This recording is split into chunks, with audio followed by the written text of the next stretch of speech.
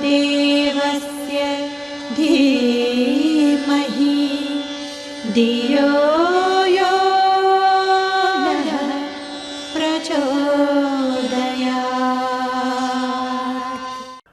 ऐसा भारत का अतीत का गौरव है मित्रों। ये कहानी है उन लोगों की जिनने देश को, दुनिया को नहीं, सिर्फ मनुष्यता, सिर्फ एक व्यक्ति के लिए नहीं, सारी मनुष्यता के लिए काम किया है। इसलिए मित्रों हम सबको ये स्मरण करना चाहिए। मुझे एक बड़ी जोरदार बात याद आती है। हमारे जिन पूर्व राष्ट्रपति माननीय अब्दुल कलाम साहब की बात हो रही थी, उन्होंने एक पुस्तक लिखी थी उनके मित्र के साथ मिलकर, विजन 2020। एक विजन था फॉर कमिंग, जो मिलेनियम है, इसके लिए एक विजन डॉक्यूमेंट जारी किया था, एक पुस्तक लिखी।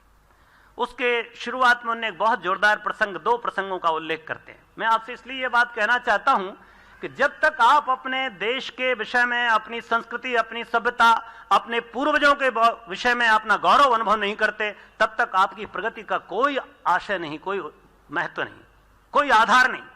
आप जब भी बनेंगे गुलाम बनेंगे, पर यदि आप अपनी गौरवशाली इस अतीत का स्मरण कर लेंगे तो आपका जीवन धन्य हो जाएगा। वो 2 उदाहरण देते हैं। एक उदाहरण देते हैं कि मेरे यहां कोई भी आदमी आता तो मेरे कमरे की दीवार पर एक कैलेंडर लटका हुआ था, बहुरंगी कैलेंडर था, जो जर्मनी में छपा था, और देश भर के अलग अलग कॉन्टिनेंट्स के, ऑस्ट्रेलिया का, यूरोप का, सब सारे कॉन्टिनेंट्स के फोटोग्राफ थे उसमें। जो भी आता कहता कितना सुंदर फोटो, कितना बढ़िया कैलेंडर है, जरूर कहीं बाहर छपा होगा। तो वो कहते थे हाँ ये जर्मनी ने छापा है। तो कहते हाँ क्यों नहीं, जर्मनी की बात ही कुछ अलग है।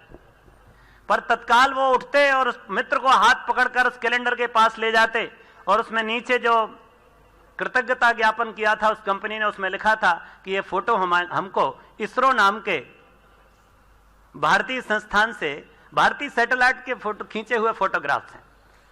जब ये बोलते वो, तो वो कहता था अच्छा हो सकता है, उसको विश्वास नहीं होता, वो जो भारत का आदमी, उसको विश्वास नहीं हो सकता है आप सच कह रहे हैं। तो पकड़ के उसको ले जाते और दिखाते, देखो इसमें कृतज्ञता ज्ञापन लिखा हुआ है कि भारतीय सैटेलाइट के खींचे हुए फोटोग्राफ्स हैं। मित्रों, कलाम जी ने फिर दूसरी घटना की एक याद दिलाई।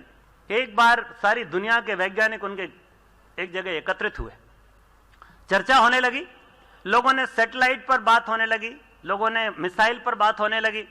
तो उन्होंने कहा कि भाई जो सबसे पहली मिसाइल थी आधुनिक युग की, वो भारत ने छोड़ी थी। तो हमारे देश के जो कुछ बहुत बड़े अधिकारी लोग थे, तथा कथित लोग, बुद्धिजीवी लोग, उन्होंने कहा कलाम साहब आप झूठ कह रहे हैं, ऐसा हो ही नहीं सकता, सबसे पहले तो फ्रेंच लोगों ने मिसाइल बनाई थी। तो फिर वो एक बहुत बड़ा उदाहरण देते हैं। उन्होंने कहा एक बार मैं इंग्लैंड गया था, तो इंग्लैंड के पास में एक म्यूजियम है रोटुंडा करके, उस म्यूजियम में मैं गया तो वहां एक खोल रखा हुआ था मिसाइल का, उसमें नीचे लिखा था आधुनिक युग की पहली मिसाइल। और ये 1816 में या कब, इस समय पर जब तात्या टोपे ने, भारतीय फौजों ने जब अंग्रेजों पर आक्रमण किया तो पहली मिसाइल छोड़ी थी उन्होंने। उस मिसाइल का खोल आज भी उसमें आपके म्यूजियम में रखा हुआ है। तो कहते हैं कि हमारी पहली मिसाइल का खोल वहां रखा है, जिसके आधार पर ब्रिटिश लोगों ने मिसाइल बनाई और फिर उसका उपयोग उन्होंने जर्मनी के विरुद्ध किया। मित्रों, वो कहते हैं कि जब उन्होंने ये बात बताई तो वो उसको आश्चर्य हुआ। कलाम साहब लिखते हैं कि मुझे दुख हुआ कि जब कभी भी भारतीय गौरव की बात आती है तो या तो आदमी शक करता है, शंका करता है, या आश्चर्य करता है, या फिर एक अनिश्चितता भरा जवाब देता है कि हो सकता है आप सही कह रहे हो। मित्रों, यह दुर्भाग्य है हमारा। यदि आज के मानस में अगर कोई दुर्भाग्य घर कर गया है तो मित्रों एक ही बात है कि हम अपने प्रति आत्महीनता के शिकार हैं। हमने अपने देश को, अपनी संस्कृति को, अपने पूर्वजों को बहुत कमतर करके आंका है।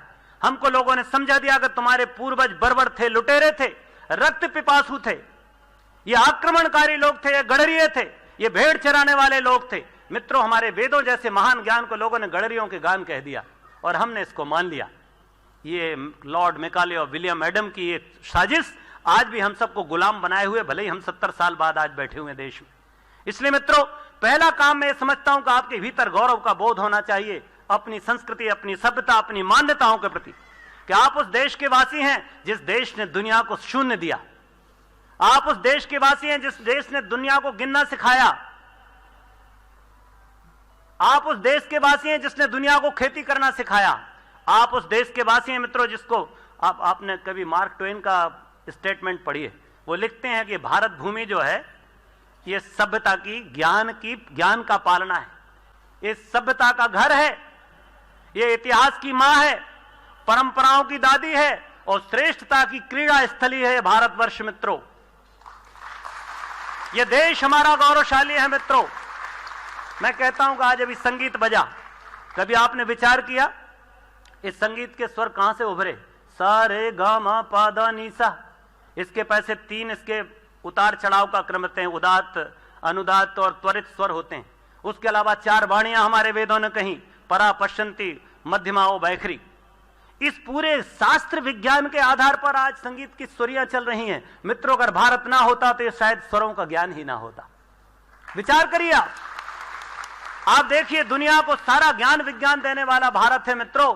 चाहे वो सर्जरी की बात हो, सुश्रुत को याद करिए 2000 साल पहले के 125 तरह के सर्जरी के उपकरण बनाने वाला सुश्रुत, दुनिया को चिकित्सा का शास्त्र सिखाने वाला चरक। विचार करिए आप जरा उस नागार्जुन का जो लोहे से सोना बनाने की तरकीब निकाल लिया, पारे से सोना बना दिया 21 बार शोधन करने के बाद। 21 बार शोधन करने के बाद पारे से सोना बनाया जा सकता है। यह ज्ञान देने वाला मित्रों भारत है मित्रों।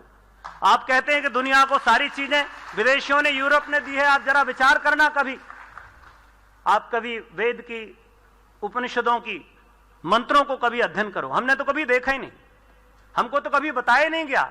हमारे शास्त्रों के विषय में तो अंग्रेजों ने यह कह दिया कि यह मिथ है, कपोल कल्पना है, मनगढ़ंत है। हमारे इतिहास को, पुराण को नकार दिया। और मित्रों ये दुर्भाग्य हमारे साथ जो घटित हुआ कि हमारे यहां अंग्रेजी में शिक्षा शुरू हुई अंग्रेजों के द्वारा, और जब अंग्रेजों के द्वारा इतिहास लिखा गया तो मनगढ़ंत इतिहास लिखा मित्रों। ऐसे लुटेरों का इतिहास लिखा जिनने हमारे ऊपर बर्बरता की, जिनने हमारे ऊपर आक्रमण किया, जिनने हमको बार बार सताया, उनका हम इतिहास पढ़ रहे हैं मित्रों। और शिवाजी के इतिहास को 2 लाइन में लिख करके खत्म कर दिया मित्रों।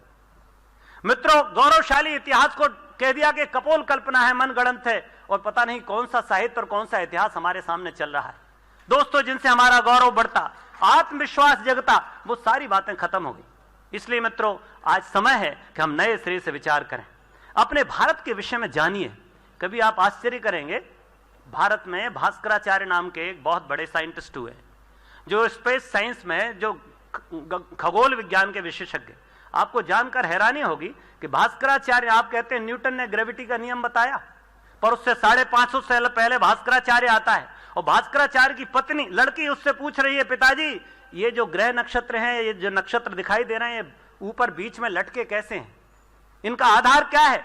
मैं जमीन पर एक से दूसरा पैर हटाती हूं तो गिर क्यों जाती हूं? तो भास्कराचार्य कहते हैं कि धरती में एक आकर्षण की शक्ति है मित्रों, ग्रेविटी का नियम खोजने वाला भास्कराचार्य। और मैं आपसे पूछूं कि gravity, who is father of gravity, तो आप न्यूटन का नाम लेते हैं मित्रों। मैं आपसे कहूं कि राजनीति का कौन पिता है, तो आप पता नहीं किस किस का नाम लेंगे। पर कभी आप विचार करना चाणक्य का, कभी आप विचार करना मनु का, कभी आप विचार करना भीष्म का, कभी आप विचार करना पुराने आचार्यों का जिनने हमारे लिए दर्शन, राजनीति का शास्त्र दिया। मैं आपसे कहूं कि आपके इकोनॉमिक्स का फादर कौन है, तो आप तत्काल किसी मालथस को कहेंगे या कीन्स की बात करेंगे। पर मैं आपसे निवेदन करता हूं कि कभी आप चाणक्य की अर्थनीति पढ़ करके देखिए, आपके कान खड़े हो जाएंगे। मित्रों, भारत ने सब क्षेत्रों में प्रगति की और अतुलित प्रगति की। इसलिए आज वो समय है कि हम लोगों को मिलकर के इस क्षेत्र में विचार करना चाहिए कि हमको अपने बच्चों के भीतर आत्मगौरव कैसे जगे, इस पर चिंतन मनन विचार करना चाहिए मित्रों। और यही आपसे मैं कहता हूं कि अगर हम इस काम को शुरू कर सके तो हमारे भीतर से एक नए आदमी का जन्म होगा। विवेकानंद कहते थे सिर्फ बनो और बनाओ, वो कहते थे सिर्फ मनुष्य चाहिए, बाकी शेष काम सब स्वयं अपने आप हो जाएगा। मैं आपसे कहता हूं कि आपकी रोटी का मकसद आपके लिए बड़ा नहीं है। यदि कोई मकसद आपके लिए बड़ा है तो वो जीने का मकसद याद रखना, जीवन का मकसद है।